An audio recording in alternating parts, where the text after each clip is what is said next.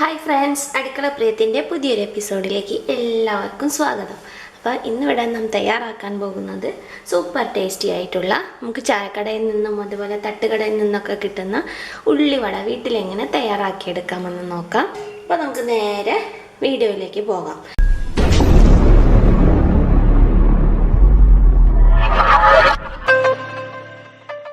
അതിനായി ഞാനിവിടെ ഒരു 5 മീഡിയം സൈസ് സവാളയാണ് എടുത്തിട്ടുള്ളത്.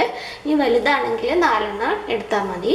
കുറച്ച് കറിവേപ്പില എടുത്തിട്ടുണ്ട്, അതുപോലെ ഒരു 3 പച്ചമുളക് എടുത്തിട്ടുണ്ട്, പിന്നെ ഒരു ചെറിയ കഷ്ണം ഇഞ്ചിയും എടുത്തിട്ടുണ്ട്. ഈ പച്ചമുളകിൻ്റെയും ഒക്കെ അളവ് നമുക്ക് എരിവിനനുസരിച്ചിട്ട് വേണമെങ്കിൽ കൂട്ടുകയും കുറയ്ക്കുകയൊക്കെ ചെയ്യാം കേട്ടോ. അപ്പം ഞാനിവിടെ ഒരു 3 പച്ചമുളകാണ്, അത്യാവശ്യം എരിവുള്ള പച്ചമുളകാണ് എടുത്തിട്ടുള്ളത്. അപ്പോൾ നമുക്ക് ഇതൊക്കെ ഒന്ന് നന്നായിട്ടൊന്ന് ഒരു പാത്രത്തിലിട്ട് ഉള്ളിയൊക്കെ ഒന്ന് നന്നായിട്ട് കഴുകിയെടുക്കാം.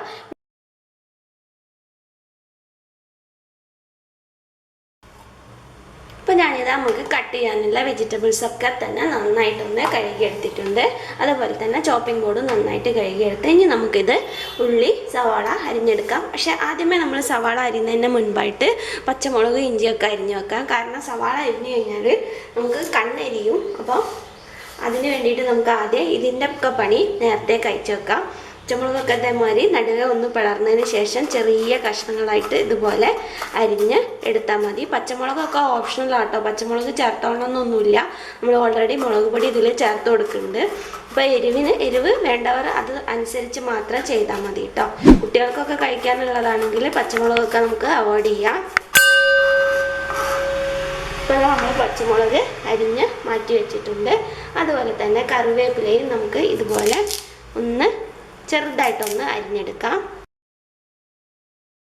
കറിവേപ്പില വളരെ ചെറുതായിട്ടൊന്നും അരിയേണ്ട ആവശ്യമില്ല കേട്ടോ, ജസ്റ്റ് ഒന്ന് അരിഞ്ഞെടുത്താൽ മതി. വലിയ ഇലയിൽ നിന്നൊന്ന് ചെറുതായിട്ടൊന്ന് അരിഞ്ഞ് മാറ്റി വെക്കാം.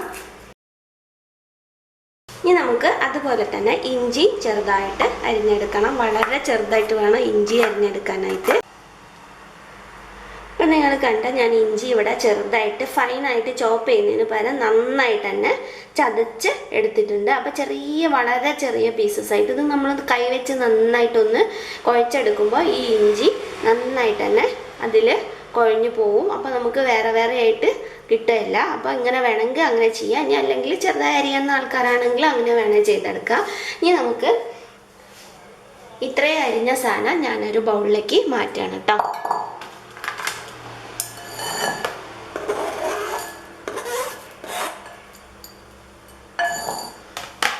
ഇനി നമുക്ക് ലാസ്റ്റായിട്ട് ഉള്ളി അരിഞ്ഞെടുക്കാം.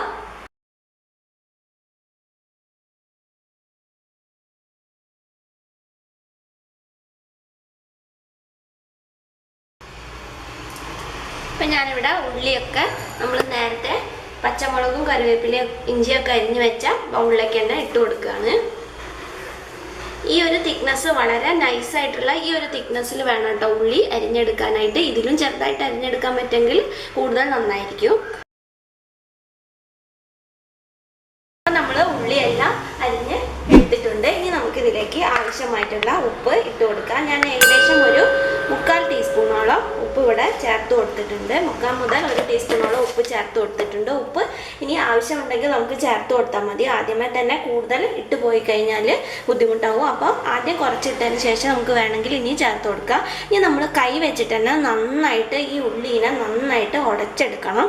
എന്നാലേ ഉള്ളിൽ നിന്നുള്ള ആ വെള്ളമൊക്കെ ഇറങ്ങി വന്നു കഴിഞ്ഞാൽ ആ ഒരു വെള്ളത്തിൽ വെച്ചിട്ട് വേണം നമ്മൾ ഈ മാവ് കുഴച്ചെടുക്കാനായിട്ട്. അപ്പോൾ നമുക്ക് ഈ ഉള്ളി നന്നായിട്ടൊന്ന് കുഴച്ചെടുക്കാം കൈ വെച്ചിട്ട്.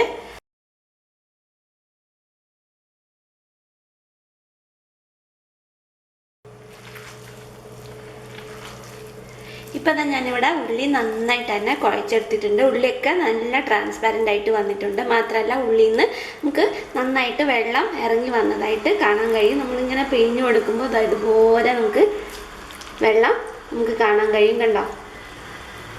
അപ്പോൾ ഈ ഒരു വെള്ളത്തിൽ വേണം നമ്മളിത് കുഴച്ചെടുക്കാനായിട്ട്. ഇങ്ങനെ മാക്സിമം നമ്മൾ നന്നായിട്ട് ഉടച്ചെടുക്കണം.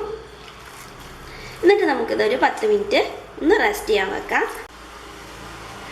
അപ്പോൾ ഫ്രണ്ട്സ്, നമ്മളിപ്പോൾ അത് ഏകദേശം ഒരു 10 മിനിറ്റോളം ഉള്ളി ഒക്കെ നന്നായിട്ടൊന്ന് വെള്ളമൊക്കെ ഇറങ്ങി വരാനായിട്ട് വെയിറ്റ് ചെയ്ത് വെച്ചിട്ടുണ്ട്. നിങ്ങൾക്ക് കാണാൻ കഴിയും, നമ്മൾ ഈ പാത്രം ഇങ്ങനെ ആക്കുമ്പോൾ തന്നെ നമുക്ക് ഇതിൻ്റെ അടിയിലേക്ക് വെള്ളം ഇങ്ങനെ വരുന്നത് ഉള്ളിൽ നിന്നുള്ള വെള്ളമാണ്. നമ്മൾ ഒട്ടും തന്നെ വെള്ളമൊന്നും ചേർത്ത് കൊടുത്തിട്ടില്ല. ഈ ഒരു വെള്ളത്തിൽ വേണം നമ്മൾ ഇതിലേക്കുള്ള ഡ്രൈ ഇൻഗ്രീഡിയൻസ് ഒക്കെ മിക്സ് ചെയ്ത് എടുക്കാനായിട്ട്. അപ്പോൾ ആദ്യം തന്നെ നമുക്കിതിലേക്ക് മുളക് പൊടി ചേർത്ത് കൊടുക്കാം.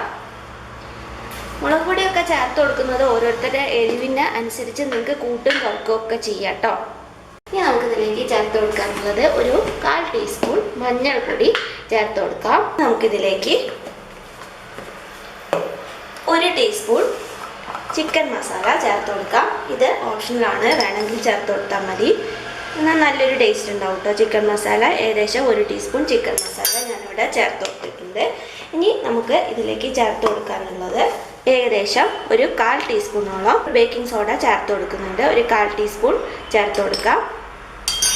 ഇത് ഓപ്ഷണൽ ആട്ടോ, വേണമെങ്കിൽ ചേർത്ത് കൊടുത്താൽ മതി. പക്ഷെ നല്ലൊരു ക്രിസ്പിനെസ് ഒക്കെ കിട്ടും നമ്മൾ ബേക്കിംഗ് സോഡയൊക്കെ ചേർത്ത് കൊടുക്കുമ്പോൾ. ഇനി ഇതൊക്കെ കൂടെ നമുക്ക് നന്നായിട്ടൊന്ന് മിക്സ് ചെയ്തെടുക്കാം. കൈ വെച്ചിട്ട് തന്നെ വേണം മിക്സ് ചെയ്യാനായിട്ട്, എന്നാലേ എല്ലാ ഉള്ളിയിലേക്കും നമുക്ക് നമ്മളെ ഈ മിക്സ് നന്നായിട്ട് പിടിക്കുകയുള്ളൂ. ഈ ഒരു സമയത്ത് നമുക്ക് വേണമെങ്കിൽ ഇതിൻ്റെ എരിവൊന്ന് ഇതിൽ ഉപ്പൊന്ന് ചെക്ക് ചെയ്ത് നോക്കാം. അതുപോലെ തന്നെ എരിവും വേണമെങ്കിൽ ഒന്ന് ചെക്ക് ചെയ്ത് നോക്കാം കേട്ടോ.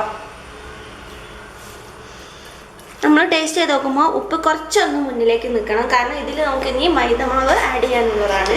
അപ്പോൾ എനിക്കിതിൽ ഒരു 1/2 ടീസ്പൂൺ കൂടി ഉപ്പ് ഞാൻ ചേർത്ത് കൊടുക്കുകയാണ്. എന്നിട്ട് നന്നായിട്ട് ഒന്നും കൂടി കുഴച്ചെടുക്കാം.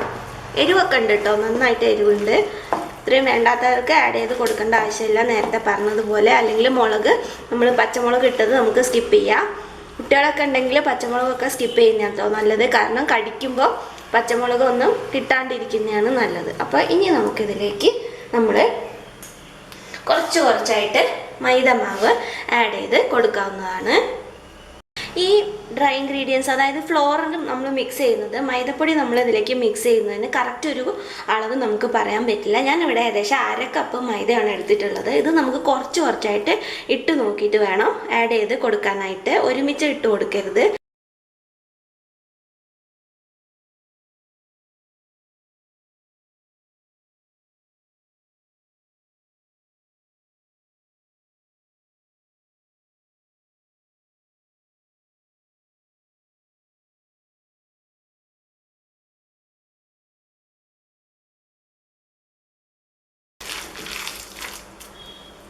ഇനി ഞാൻ ഇതിലേക്ക് ആഡ് ചെയ്ത് കൊടുക്കുന്നത്,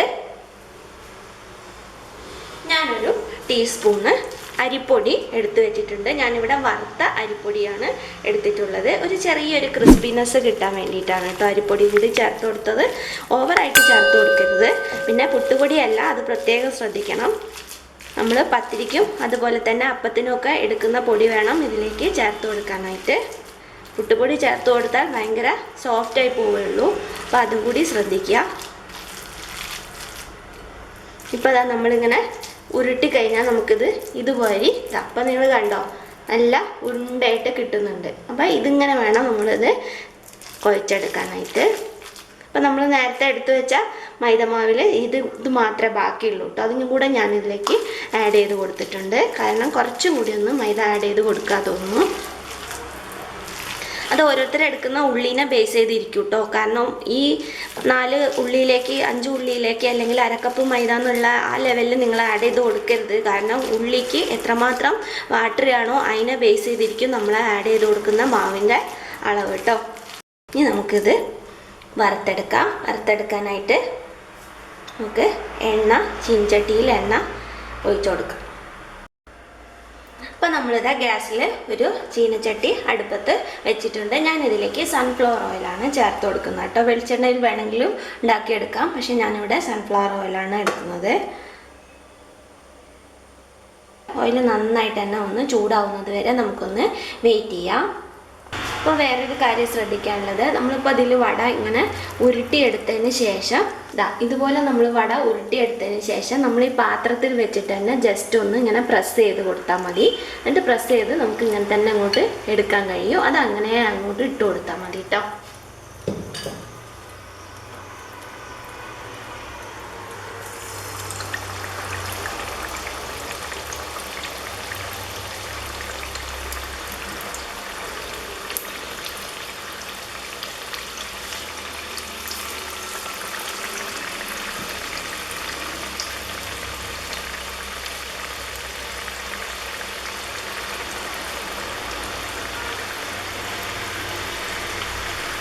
തീ വളരെ ശ്രദ്ധിക്കണം.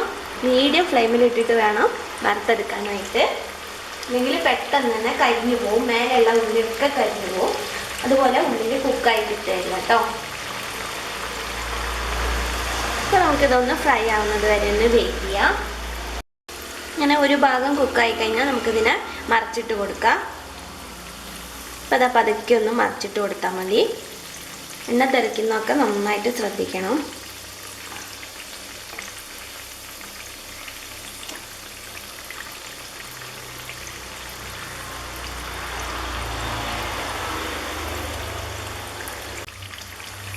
അപ്പോൾ നമ്മളെ വടയൊക്കെ നന്നായിട്ട് കുക്കായി വന്നിട്ടുണ്ട്, നല്ല ക്രിസ്പി ആയിട്ട് തന്നെ വന്നിട്ടുണ്ട്. ഇനി നമുക്കിത് ഒരു പ്ലേറ്റിലേക്ക് മാറ്റാം.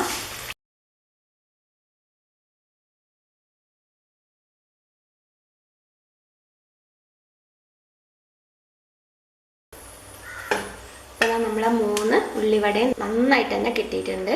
അപ്പോൾ ഇനി അടുത്തത് നമുക്ക് ഇട്ട് കൊടുക്കാം.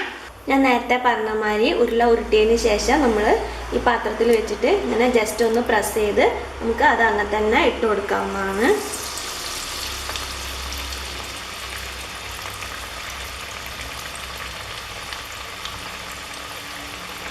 അങ്ങനെ ചെയ്യുമ്പോൾ നമ്മളെ ഒരു കൈ ഫ്രീ ആയിട്ട് കിട്ടുകയും ചെയ്യും. ഇതിൽ നമ്മൾ 2 കൈയിൽ ഒരുമാതിരി മാവാവും.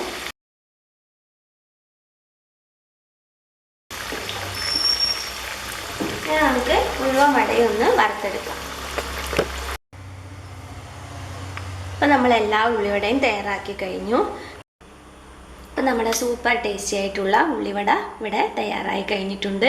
അപ്പം എല്ലാവരും തന്നെ ഒന്ന് ട്രൈ ചെയ്ത് നോക്കുക. വളരെ സിമ്പിളായിട്ട് തന്നെ നമുക്ക് ഉള്ളിവട വീട്ടിൽ തന്നെ തയ്യാറാക്കിയെടുക്കാൻ കഴിയും.